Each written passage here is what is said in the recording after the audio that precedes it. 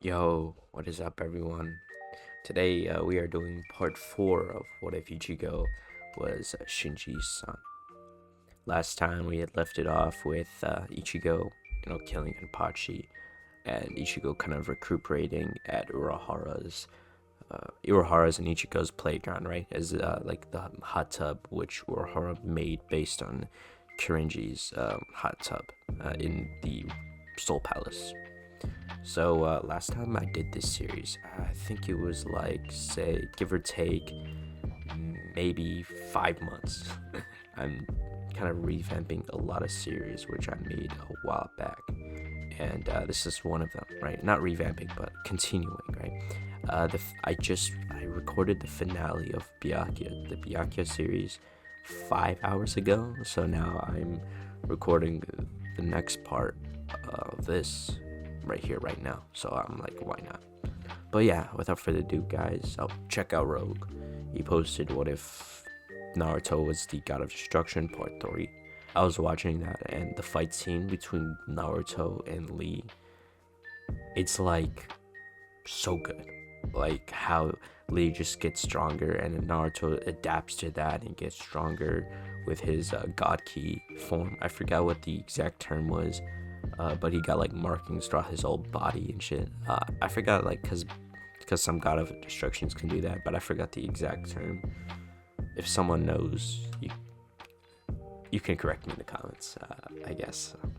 Oh, also, if you guys want to talk to me and see new what ifs that are coming out on the channel, join the Discord, right? First link in the bio, I believe.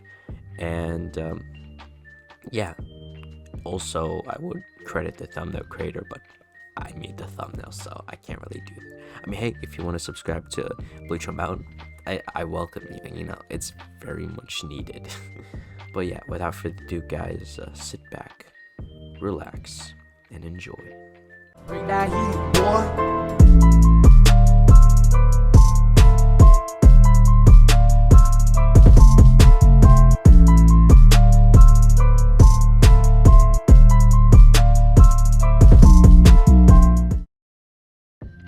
So Ichigo's recuperating in the hot springs, right?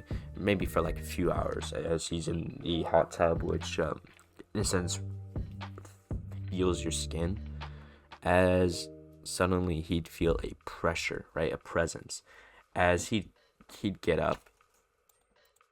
So anyway, last time I left off, um, Ichigo was heading towards the repentance cell, right, as he felt Byakuya's presence there. I kind of had to pause a little bit earlier, but I'm now back. So once Ichigo's flying using Ryorichi's invention, or the invention, the flying tool, he'll be flying through the air, right, as he would put on his hollow mask, just to get the 5 times amp. As once he would make it towards the general area of the repentance cell, right, everyone in that area would feel his presence, right?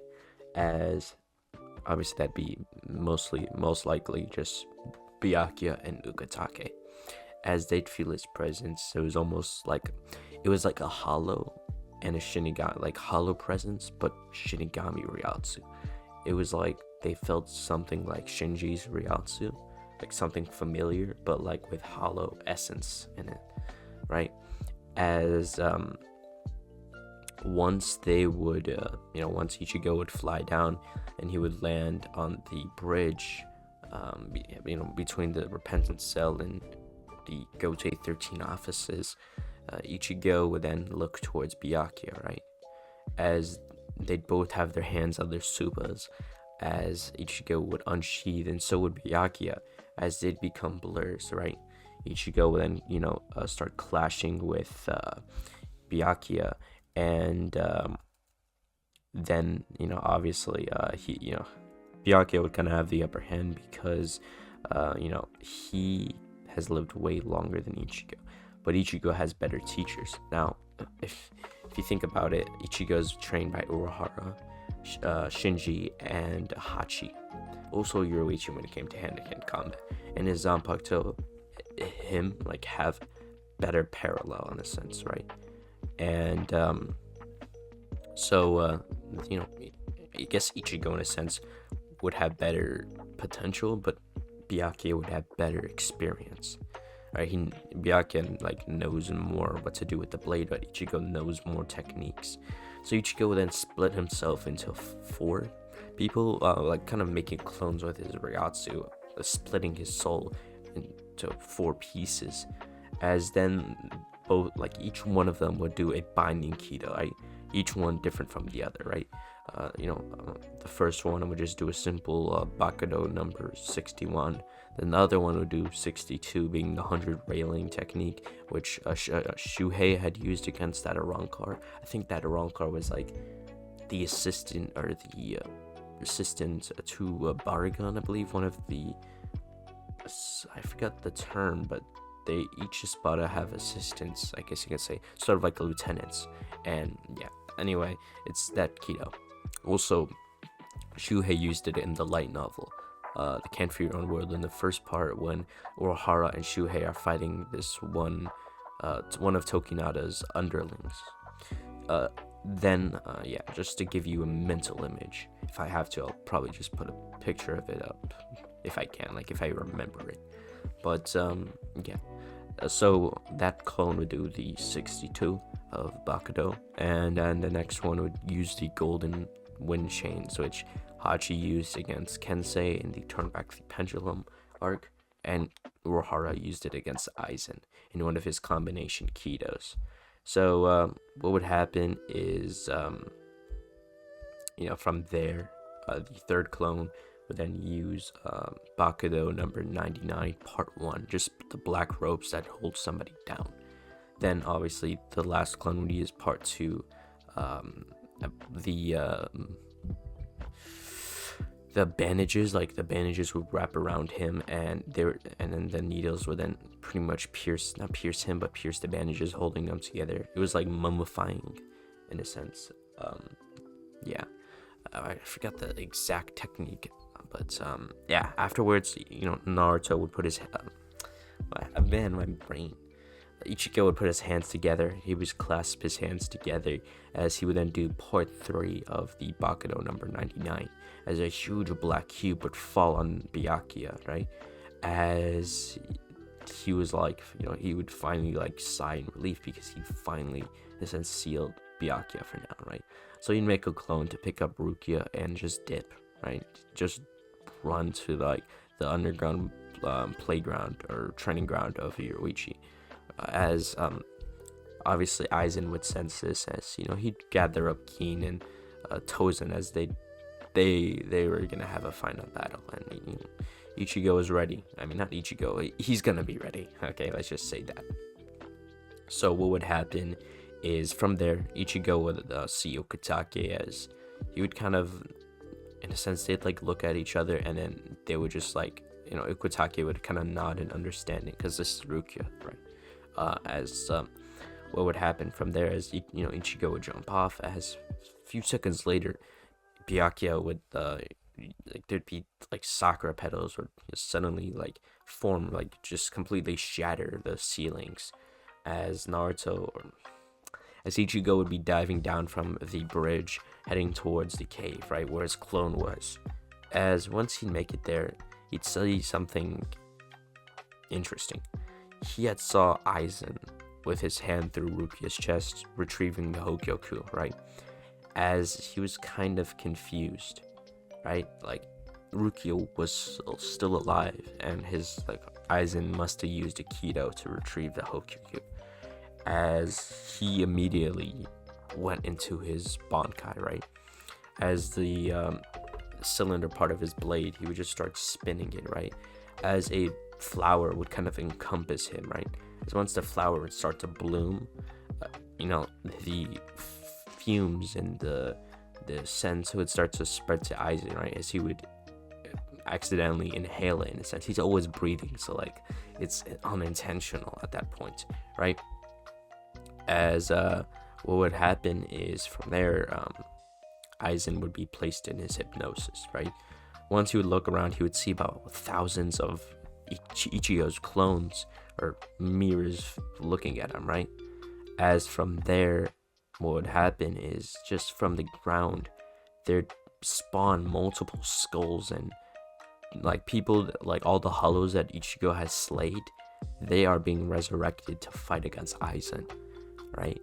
But they're not really at their full power, just a quarter of their full power when they were alive.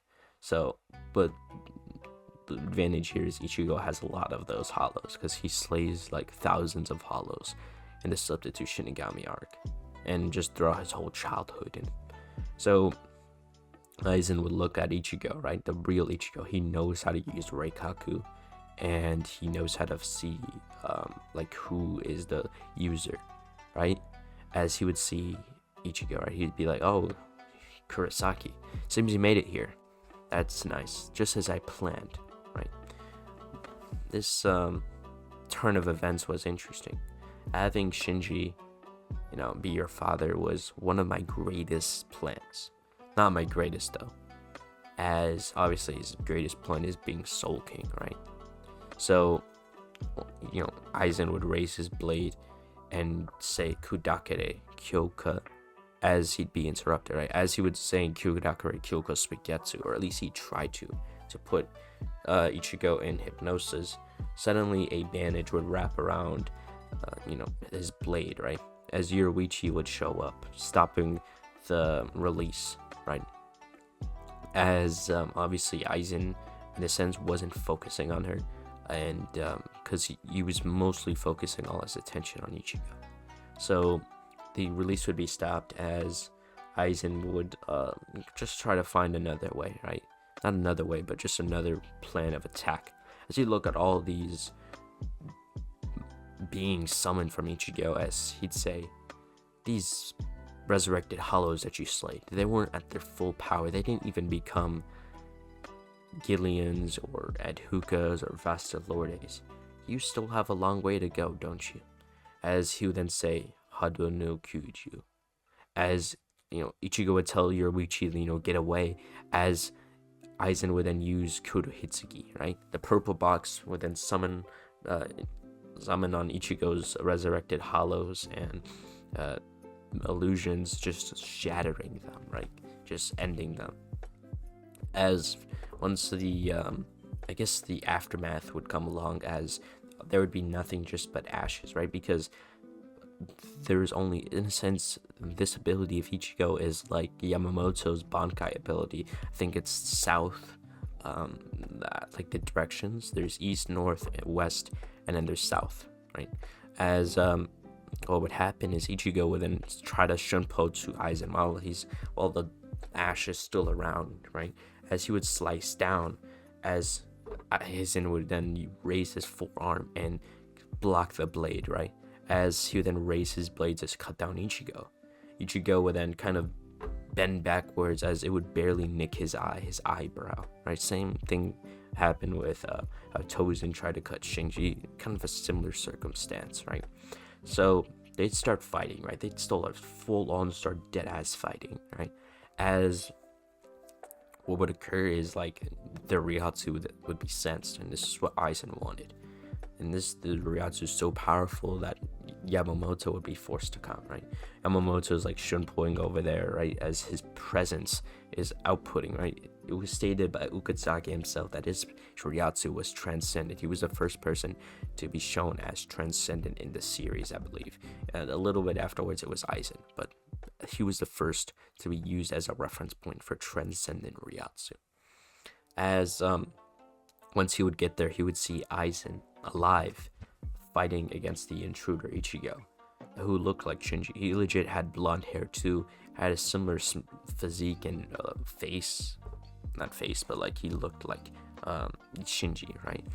As Yamamoto would immediately go into Shika, right, aiming his flames towards Ichigo, right? Because he thinks that like Aizen faked his death to try to stop the intrusion or something along the lines of that, right? And this is what Aizen planned, right? This was his whole plan. As Ichigo would then look towards Yamamoto, as he would then say, Bakudo number 81, Danku, as the transparent shield would rise, protecting him from the flames, but only momentarily, right? only for maybe 10 seconds, right? As he would quickly say a bunch of incantations, as Yamamoto would sense this, as he would say, "That flame will never reach mine." As Ichigo would still continue with the incantation, adding extra incantations, just anything to, in a sense, increase the potency of whatever Kido he's about to use here. As he would then point his sword towards Yamamoto, as he would then say, "Hado number 91, Senju Koten Taiho." As there'd spawn 8 pillars of, in a sense, pink flames, right? As they'd go right for Yamamoto, right? Yamamoto would raise his Shikai, as he would then, block the flames. As the flames, like, block the view, right? Yamamoto would shimpo right through the blades, the flames, in a sense, as he's resistant to it, or at least he has some sort of durability to it. As he would desummon his blade, as he would then immediately try to use his one punch attack. I believe it's I know the English translation is like one bone or two bone. It's like he would then punch, right, as aiming at a certain angle, as he would use the one bone, what he used against Aizen's hollow to disintegrate him whenever he got his flame seal. My memory is just a little off today, but he would try to use that against Ichigo. Ichigo's watching this in slow motion, bro. This punch has so much force, like he can see like the deadly intent of it. So he would immediately switch out with a clone, as he would see the results, right? The clone would then be punched, and then it would straight up just disintegrate. Like there was nothing left behind. As Ichigo was getting a little scared, right? As Shunsui and Ukitake, they're like watching this from afar. Like they're seeing like Yamamoto fight the intruder, or obviously Ukitake had knew like this was like someone related to Shinji, right? As even Shinji had never saw Yamamoto go out this much. As Yamamoto would feel kind of offended because Ichigo didn't try to use his Bankai on him. Like he had activated his Bankai, yet never tried to. As he told, Ichigo, if he doesn't use his Bankai abilities, he's gonna die, right? As Ichigo would swipe on his mask, as Yamamoto would see the hollow presence, right? And he'd be confused because this was like the same presence he felt 100 years ago, being the turn back the pendulum arc whenever the captains turn into hollows. As then Ichigo would then release his Bankai again, as multiple dead souls would come back and hollows would be resurrected again, as they'd be formed around Ichigo or behind him, right? As what would happen is they'd rush towards Yamamoto, right, taking the form of his formerly dead subordinates, right, from 1,000 years ago. As Ichigo would start to talk, right, he would say, "Remember these people? These were the people who fought with you against Yuwatch," right? As obviously this was kind of, in a sense, a dangerous move, because this is Yamamoto. If Yamamoto decided, "I'm just gonna go Bankai," Ichigo's kind of fucked, right? So from there, what would happen is Yoruichi, Ukitake, Shunsui, and Aizen, they're watching this, right? They're watching Yamamoto's spiritual pressure rise as he Soketsu. There it is. I remember. Soketsu Oketsu. One bone and two bone. That's the term. But I just remember that. And I'm very proud I remember that in this video. But yeah.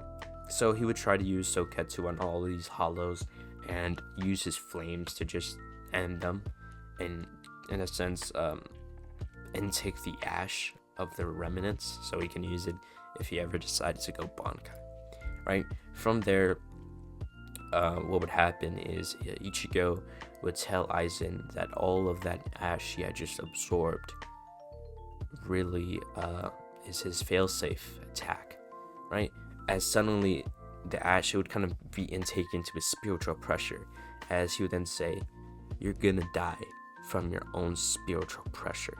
Same move, it's similar move that Urahara had used on Aizen, as Obviously these cuffs would start to form on Yamamoto's wrist, as they would then, start to glow yellow before then exploding, right? As once the remnants would then be shown, Yamamoto would be standing, right, like brittled practically, as he would then say, "You're a very strong boy, one of the strongest I ever fought, maybe even on par with your watch, but only in Shikai." Like, he's basically referencing, like, you can only do so well against my Shikai. As he would then raise his blade right to the side, as he would then say, "Bankai, Zanka no Tachi."